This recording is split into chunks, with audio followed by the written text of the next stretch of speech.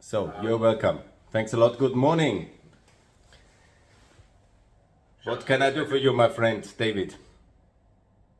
Good morning, Mr. Fellinger.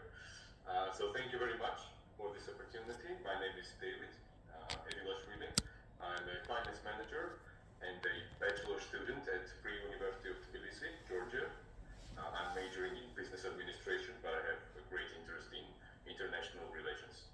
So for the listeners who don't know, Günther Fellinger is an Austrian economist, European management and development consultant, and a NATO activist. He's a strong advocate of NATO expansion in Western Balkans, Eastern Europe, and Southern Caucasus. He's a strong supporter of Ukraine and And Georgia, Yeah, Georgia. Georgia in NATO and in EU and in the Euro. That's my goal. Yeah, that's amazing. That's why I listen to you so often. So you are very famous, actually, in my generation and in my friend group because of famous Hearts of Iron Thanks a lot. mod.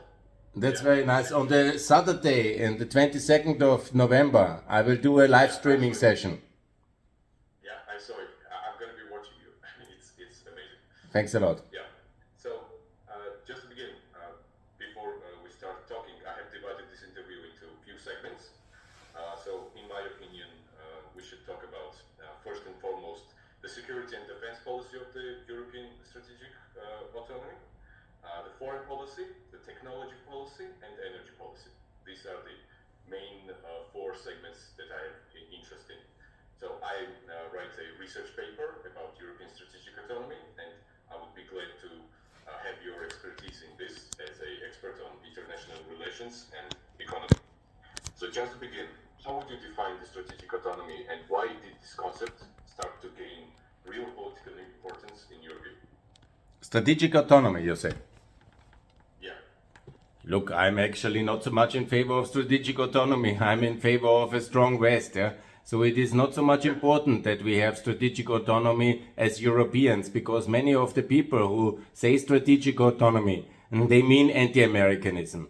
And I hate anti-Americanism. Is the source of all the problems we have in Europe is this kind of feeling of not so successful as our big brother America, and then we suddenly have to work with Yugoslavia, Soviet Union, the bloc-free world, and all these other things. Yeah? So who wants to build Europe on the demise of America is my enemy, and I'm opposing that. Yeah? Strategic autonomy can be interpreted a little bit differently as well. Yeah? If you see patriotism, like self-respect, like a contribution to the success of the West, yeah, and the free world, yeah, then I'm very much in favor of strategic success of Europe. But our aim is not autonomy, but victory. Our aim is victory over Russia and other authoritarians. Our aim is to help Georgia to join NATO and the European Union. It's not that you will be in a kind of autonomous, kind of self-delusional, grandeur, megalomaniac European Union, which ultimately then somehow distance itself from the Americans and then pursues different kind of directions. What kind of world we want, where we do something different than the Americans in terms of foreign policy and our warships opposing ourselves at the shores of Africa or Asia? No way. Only the Russians and the Chinese would be grateful for that kind of folly. So what we need to do? We need to have the self-reliance to be the equal partner of the United States, and we need to have the assets, the capacities, the institutions, the funding to do that. And that's what I call strategic victory of Europe over our enemies. But autonomy is the wrong word. I'm actually very much against that. And when it means that we should be independent from the Russians, yes. Independent from our enemies, yes. But independent from our ally America, no way. Yeah. So it's interesting that you say that. So I will conduct interview in a different manner and ask different questions. Now you can ask me all the questions, don't worry. Just I tell you very clearly, when we follow in the direction of the French president, Mr. Macron, he has invented this concept of strategic autonomy.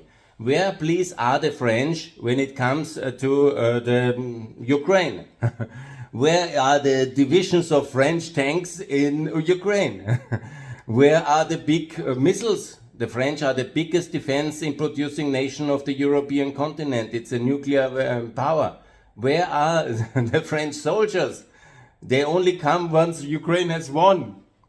What kind of war you want to win with soldiers who only come once you have won? This is not strategic autonomy. Listens, please, dear my friend David. Yeah, we want to have strategic victory over our enemies, and we need to achieve strategic success in a sense. When you want to word and stretch the word strategic a lot, yeah. But nevertheless, you need to have some kind of energy independence. Sure, you need to have military power in Europe equal like the Americans, or at least approaching equality, to at least a level of self-respect in funding. Yes, all these things. But to have foreign policy, we can also be, advising our friends in America, but not that we are somehow drifting apart from the United States of America and then we are competing world powers for global anchor power. No, the United States of America will be for centuries to come the leading world power, who is the only one who really secures and anchors the world order, and that's very good so, and we can cooperate, contribute, do our fair share, and also do much more for Ukraine in order to be relevant for the Americans as a world partner. This is what we can do, and this is what we shall do. Please. Great. Thank you for your response. So, logically, my next question is, and I think I already know the answer, how do you see relations between Europe and NATO? I mean, conflicting or complementary? I'm happy you asked me, David, because this is the very core of my activities since 5 years or since 10 years or since I'm alive, basically. Because I'm eternally grateful for Ronald Reagan to defeat the Soviet Union and to liberate the Georgians, for example, and the Austrians, because we also lived in the shadow of the Soviet Union for all our life until the liberation. So thanks, America. When it comes to the two big units, institutions, yeah, the two big units of the world is the European Union and NATO.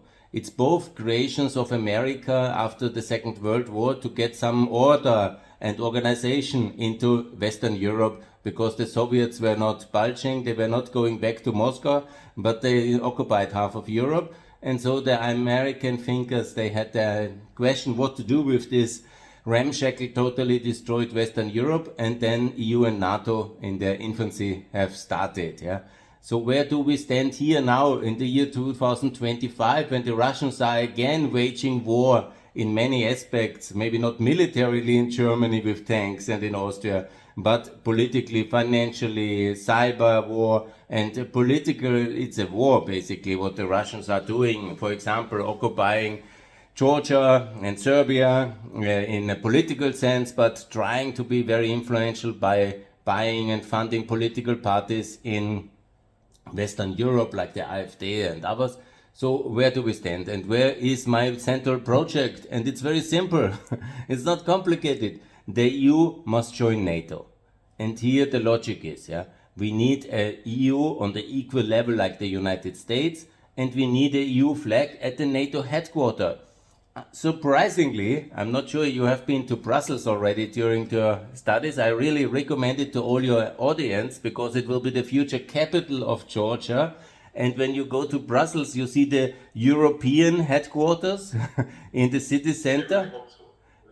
Absolutely. You can be 100% sure that you will be in the EU and NATO and you will pay in the euro. The question is just if it's in the next 5 to 10 years or in the next 30 or 40 years. And I think for you, because you're probably in your 20s, it's much better than you have it in the next 10 years than in the next 50 years.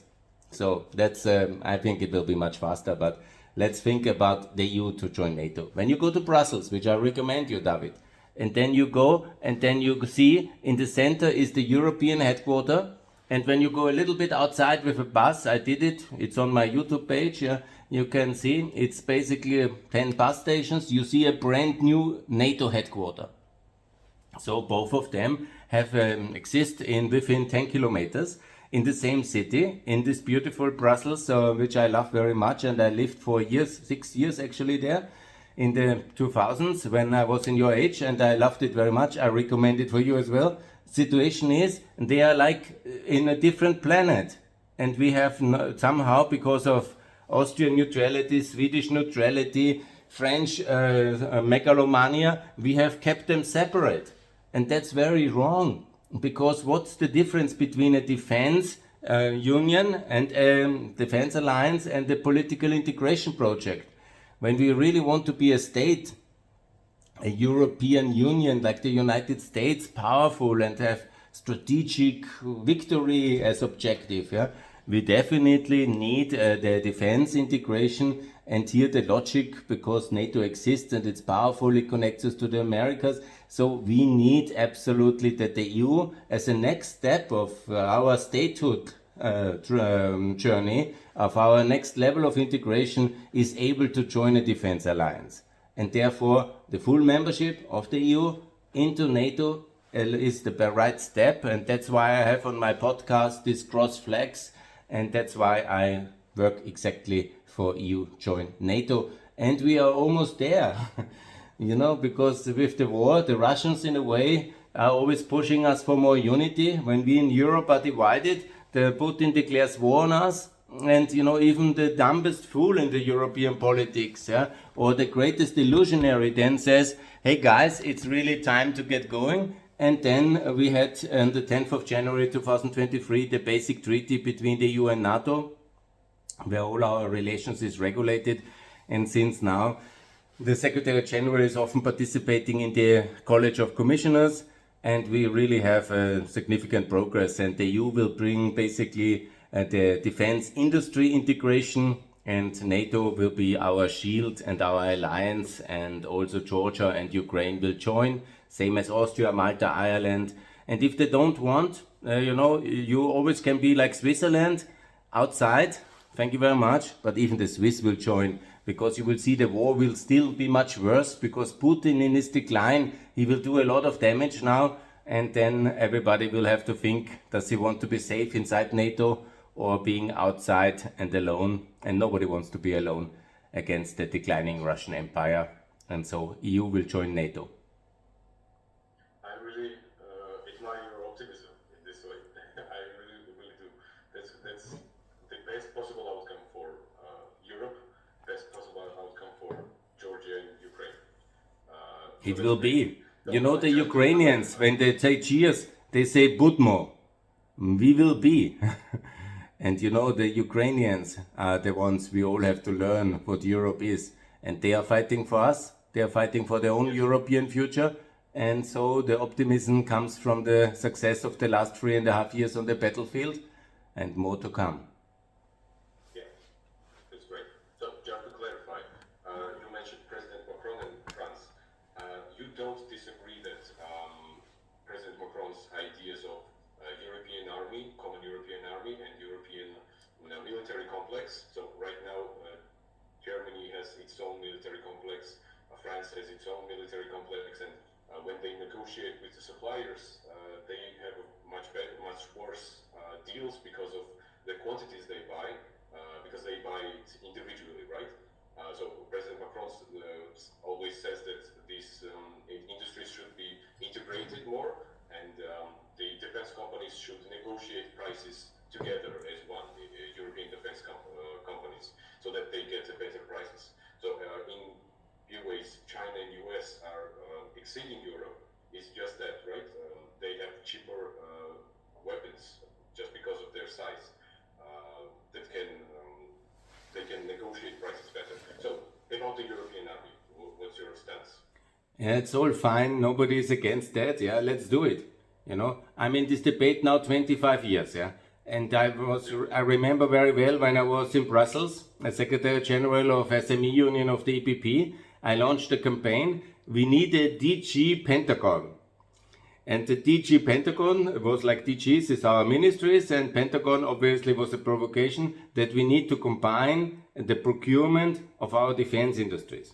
Now, 25 years later, we have achieved a little bit. Yeah, we have a defense commissioner with Mr. Kobilius. We have an agency since 20 years, which is for harmonization of defense purposes. But the real thing is, that we have never been able to really pool our resources, because ultimately everybody of the states, all the 27, the politicians want to decide their own things, and they want to decide their own like pet project, and their friends are in the defense industry, they want to have some kind of whatever fancy agreements with the defense industries. And the reason is we are basically still having 27 defense procurement systems, and this must change, obviously. So when somebody tells me European army, European army is a complex project ultimately. Why? Because an army is the instrument of a state. The army is in the service of the nation, but commanded ultimately by a commander of chief. Yeah? Like the American president is legitimately elected, and he is then the power to send Mr. David from Georgia, when he's an American citizen and American soldier. Many Georgians are living there. You can be American citizen, you can volunteer to the army, you will be sent to Iraq or to somewhere else to die, potentially. Okay. You need some political authority for that. Yeah? So in Europe, to be in the service of Mrs. Ursula von der Leyen is not really so well working at the moment. Yeah? We need first a political institution to have the legitimacy and the authority to have an army and to command the army. But we don't need that for defense procurement. Because defense procurement, nobody dies in defense procurement. You don't order anybody, but you buy things. So ultimately the first thing is to pool our reserves financially and to build things via the Brussels budgetary process.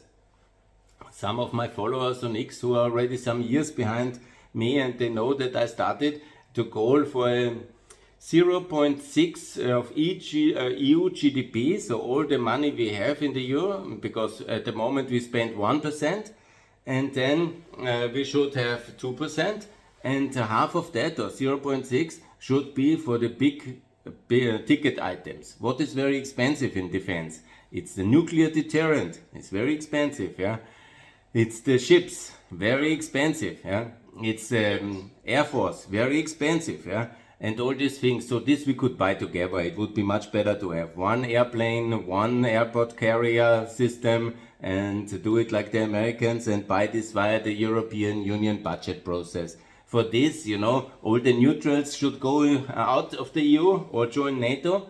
And for this also we need to overcome our defense industry protectionism. And especially the French are the worst. They even didn't agree to buy out of the EU ammunition for the Ukrainians. When there was no ammunition in Europe, they didn't allow to buy non-EU ammunition with EU budget.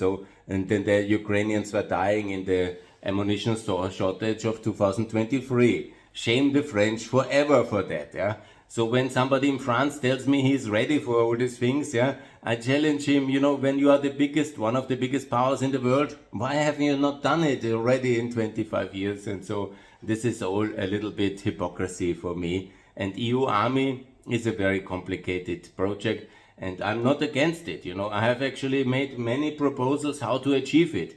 And here's my proposal for a real EU army that works. We have Frontex. Frontex is our border defense. Border defense is normally a duty which a military does. We have a kind of police-style force for this border protection. And here we can really build the nucleus of a European army because Frontex works. And here I propose to basically buy more armored vehicles, drones and airplanes for Frontex on the eastern border, because our most important task is of course to contain Russia. So let's militarize Frontex with enough military equipment. And in the Mediterranean, which is the second front, which is very important, let's give Frontex ships, not one ship, but a lot of ships. Let's basically, over the next 20 years, make a plan where Frontex turns into the European army. We can build the political institutions to govern it and to think about it, but our main task as a European army, also in 100 years, I don't see so much the need for a European army to fight on the battlefields of Africa and Asia. That we can do differently, I will explain in a moment. but the European army ultimately is for defending the eastern border towards hostile Russia. Hopefully it will disappear, but there will be maybe chaos. So we will always need the army in the east, and we need a navy in the Mediterranean. These are the two big things which we need, and we can do that via Frontex. When it comes to global power protection, I yesterday had an interview with Ave Europa, and they had a very good idea to have something similar like the Légion étrangère of the French. And that means basically we build a small European unit, an army if you want to say, which we also can send to other parts of the world whenever needed. Let's say into Africa or Asia, that's the only parts where it's potentially needed. And there we have a little bit of maybe 3-4 divisions of volunteers who are directly working under building a European expeditionary force, maybe that could be the term used. And they can work as a stabilization force into civil wars in Africa and Asia, and also protect power globally. So that's my two proposals for how we can really build a European army, by first of all not calling it European army, and secondly doing it on the border and in the Mediterranean via Frontex, and globally via a European Expeditionary Corps, which is built on the model of the French Legion. Yeah, thank you very much. Yeah, I understand it clearly. So the reason why I started to research this topic is the geopolitical changes for over the last 10 years. So meaning Trump administration first, then Biden administration, then Trump administration now, right? So in my opinion, those changes, rapid changes of foreign policy in America have impacted the attraction and gained the attraction for European autonomy idea in Europe. Because a lot of Europeans, in my opinion, think that if America is going to change foreign policy this rapidly, this quickly, in such a so short period of time, they have to be ready to defend themselves physically, defend their energy, their technology, and they have to act as a one cohesive force in foreign policy as well. That's my reasoning for starting this research. How do you think these changes of foreign policy from the US influence Europe's thinking about this topic? Certainly it has a huge impact, no doubt, because Mr. Trump is very unpopular in 2016, and in 2024 a lot of Europeans were shocked. Even me. I was opposing him to be elected in 2016, 2020, 2024, but he is elected and we have to work with him. And I want also to give some historic notification here that, you know, the situation between America and Europe was always very complicated. Since the start. When somebody tells me, oh, it's the worst crisis in transatlantic relation, he was not alive during, Charles de Gaulle, I wanted to come, but first of all, the Iraq War and George W. Bush. You might remember or see, I was myself living in Kosovo back then when George Bush in 2006 was visiting Vienna, a neutral country where I live now, and I'm Austrian, and I was shocked that there were hundreds and thousands of people protesting against George Bush. And he was himself, he was himself shocked and offended because, he just had integrated and enlarged NATO for 7 countries and supported EU enlargement for 10 countries or 12 countries. Yeah, so he was a great European. He really loved free Europe. He has instituted in America the day, the 9th of November, as the Global Freedom Day and the anti-communism celebration. Yeah. So he really loved it, and then we hated him. Yeah, so that's how our relation was in the 2000s. And I can tell you, our relations was very complicated to the Kosovo War, to the Bosnian War, when we in Europe mostly appeased the Serbs, and the Americans ultimately led the intervention to end the war in Bosnia and in Kosovo. Our relation was extremely complicated in the 80s when Star Wars came and Ronald Reagan pushed the Soviet Union to the edge. Our relation was extremely complicated in the 70s during the Yom Kippur War when the Americans imposed to have DEFCON 2 imposed on Europe, and we were on the brink of nuclear war. And I can tell you, in the 1960s, during the Berlin and Cuba double crisis, where we were so close to nuclear war, our relations was also very difficult, and Charles de Gaulle was also not very helpful on some fronts. You might remember that one. And I really love Charles de Gaulle. I have read his books and I'm really a big admirer, but he was a bit of a nutcase as well. And our relation was a bit complicated, yeah, you could say at least. And in the 1950s, I would like to remind you, when the Americans put the Western Germany into NATO against the French will, you know, the French foreign minister, I don't know exactly who was it, who was at this meeting. His wife came into black clothes for mourning her son, which was killed by the Nazis in a concentration camp. Yeah? And so the relationship was very complicated. And I don't know exactly when the relationship was very simple. I don't know that period. Yeah? So in a long story to go the whole Cold War history, but American-European relation was always very complicated. And to say that it was once in a golden age of happiness is totally delusionary, and it will be always complicated, because America is the dominant power which liberated us from the Nazis and deterred the Soviets and kept us together against our will very often, and banged the hands together to build the European Union against very big resistance.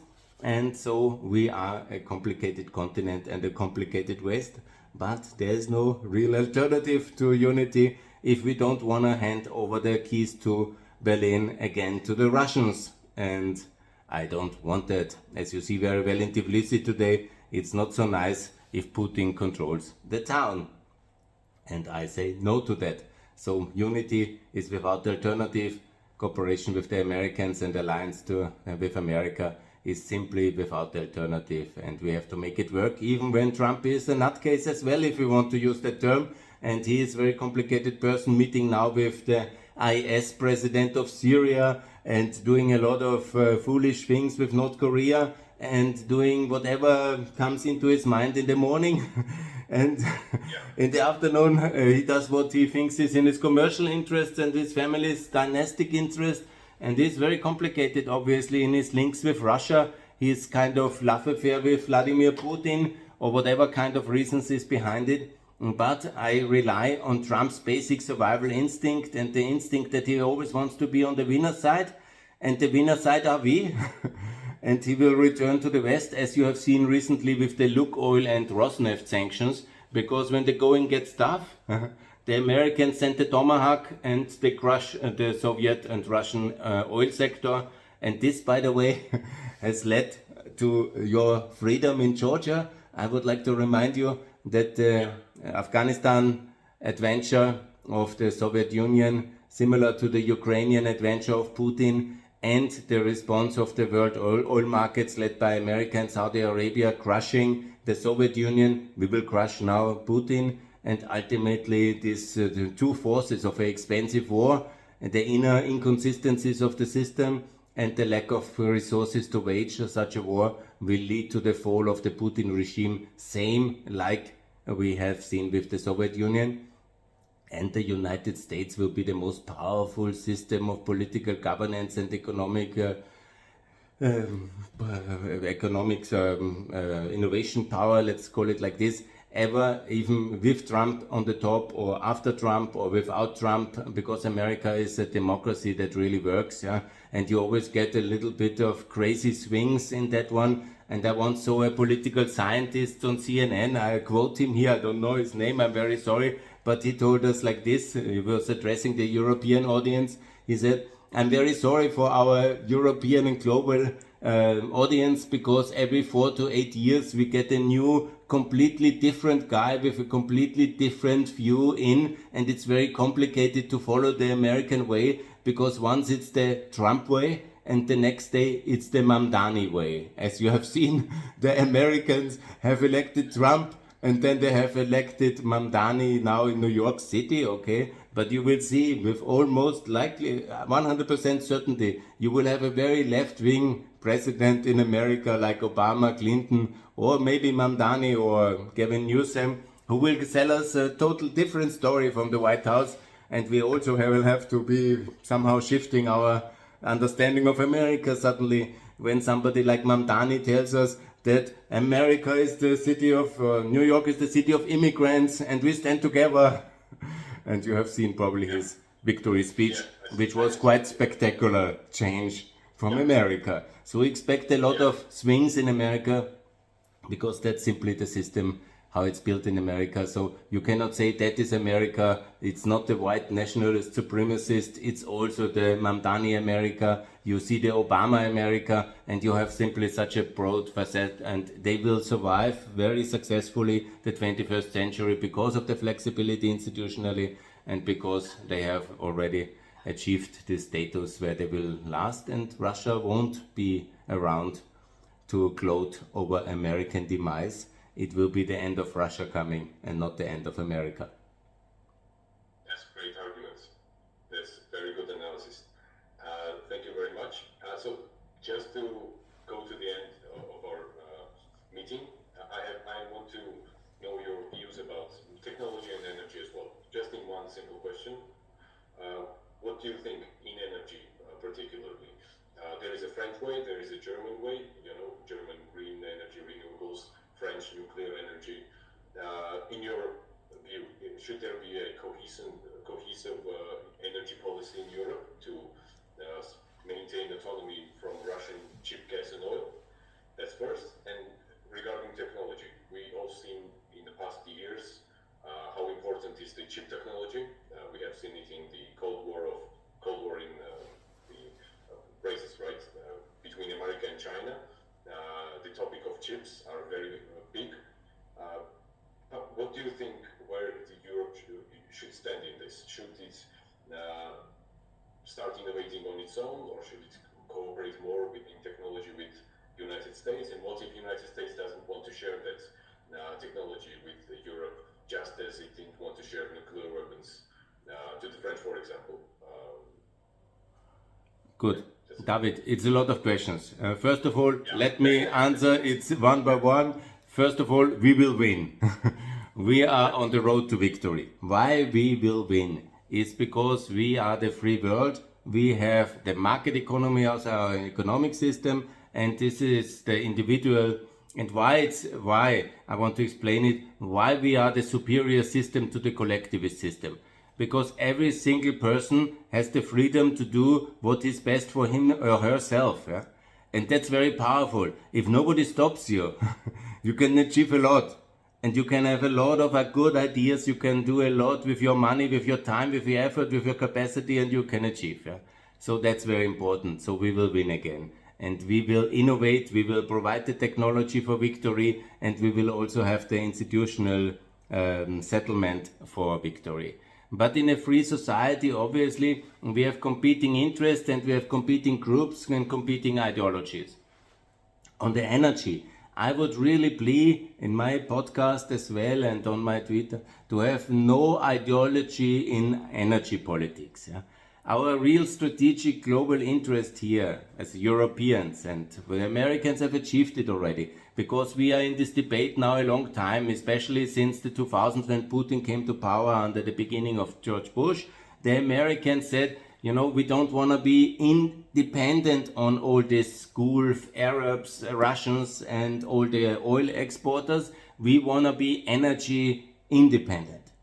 And America is today an exporter of energy in many, many aspects. By the way, they have helped us very much now the last 3.5 years and saved our ass in terms of supplying us with liquid gas. Thanks a lot, America. But why they could do it? Because they have invested heavily in their own domestic generation capacity. Like you can call it this kind of gas drilling, the fracking, and you can call that all very negative, the pipelines. But America has really put one overarching aim. And it was not the climate, it was not the environment, it was the strategic independence in energy. Because energy is the basic of everything. Without energy, no industry, no military, no civilization. So you must produce your own energy and see it also as an environmental cause. If you're a young, very green person, where is the environmental beauty of importing things from Russia where they destroy Siberia completely. And you transport it under the conditions of Siberian environmental laws and exploitation. You transport the things towards Europe. We claim that we are very green and clean, while we are consuming such a gas produced on such conditions and transported for 4,000 kilometers. Yeah? How sustainable is that? Yeah? Or we buy everything from the Gulf and we transport it for half the world, yeah? In order to have America cheap gas. Yeah? Please, yeah. It's a little bit of like, in that sense, I'm in a little bit in favor of autonomy or autarky.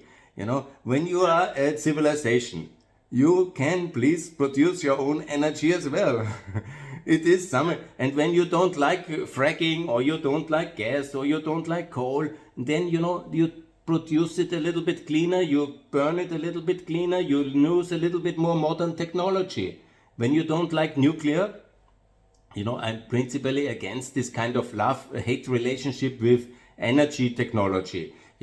Some people don't like nuclear, some like coal. It's not a love affair. You don't fall in love with them. It's not something you kiss in the night. Yeah, it's just an energy source. You can burn coal technology decently. Yeah, maybe not perfectly clean, but you can absorb the CO2 which comes out of the chimneys in a decent manner because of technology. Of course, it's a bit more expensive, and you have maybe not to have energy prices like in America, which is really very cheap and very unreliable in my view. It would be better for higher energy prices in America, but also better technology. But at least they have done this independence. And we Europeans have not done it. Independence leads when we don't want it, because the Greens doesn't want nuclear and coal, the others want this, and everybody has its own kind of priorities. Yeah? And then the Germans cut the nuclear, and the French don't want that, and anybody, we are like a confused nutcase of different priorities, and then we import it from Russia. And what is Putin doing? He's getting rich, saving money to build his army to kill us. And that's exactly what happened. Yeah, we thought we can buy a lot of energy from him, and he will not be so silly to kill his customers. But when he had enough money, he decided to kill his customers. Because that was always the plan, because he simply wants to have his empire back, which he thinks he owns, and he thinks he has inherited, and he has the moral task to get it back, because we stole Ukraine from him, and he wants to have it, and now he has the money to do it. Now soon the money is running out, anyhow, but who gave him the money? We gave him the money. We gave 330 billion of euros every single year to build his beautiful palaces in St. Petersburg and Moscow, and tell the Georgians and the Serbians and the Kazakhs that his system is working and his system is beautiful because he has high-rise buildings.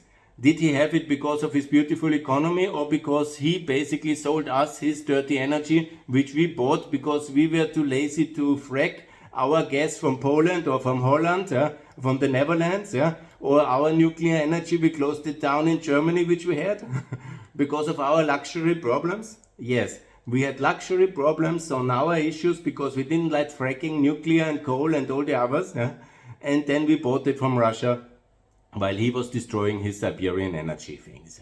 So that's really very bad. So we need a European energy independence, and we need to generate our own energy. And I call on everybody who has a house to build his solar panel on it. I call on any municipality in Europe to produce its own wind energy.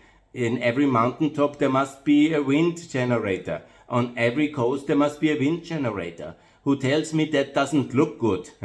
Please leave to Russia. We don't need people who hate our energy generation, who hates fracking. Please go to Russia and make holiday in Siberia. Who is against nuclear energy? Please go to Russia and live in Moscow. And there's nuclear energy, by the way, as well. Even the threat of nuclear weapons. So here, that's my call for energy independence. When it comes to the point of technology, market economies can produce better technology because why? We have this innovation power of the individual. We have this innovation power of our companies because we limit them, we regulate them, but we don't limit them so much as the Russians or Chinese. And I want to remind you, 25 years ago, when Europe decided to be in Lisbon, that's the famous council, the Lisbon summit, we said we will buy the most knowledge-based innovation economy of the world. Yeah? And we were so proud about our telecom sector. And 25 years later, who is dominating the world? Again, it's the big tech giants of America. It's the Apples, Metas, Googles, and all these other companies which are dominating the global economy ultimately. Just, by some young guys who had good ideas, basically in the 1990s. I'm a little bit jealous for their billions, but I admire as well what was possible, from the garage to this kind of global trillion companies. Yeah? And it's going on, the story, and it's led by America again. And when you look the latest company which is conquering the world or providing the backbone for anybody in the world, this is this chip company, as you mentioned it, Nvidia. It's now a huge, huge company, and they're empowering this AI revolution, this artificial intelligence revolution, which will also help us very much. And they are again an American company, to my best knowledge. And they are not a Chinese company, and not a European, and not a Russian company. So we need to see that America is the freest, most productive, and most innovative, and most entrepreneurship-friendly country, where there is the combination of talent, good regulatory environment, and capital, and consumers' readiness to also invest and build and buy things like this, and the workforce of people who can do such things, and the whole combination is there in America. And it will be in America for the future as well, no matter Trump, Maidani, Gavin, or J.D. Vance, or Jared Kushner, because that's simply the spirit and that's simply the way it works. And so as well, this war against, which Russia is waging against us, we, by the way, never wanted that war,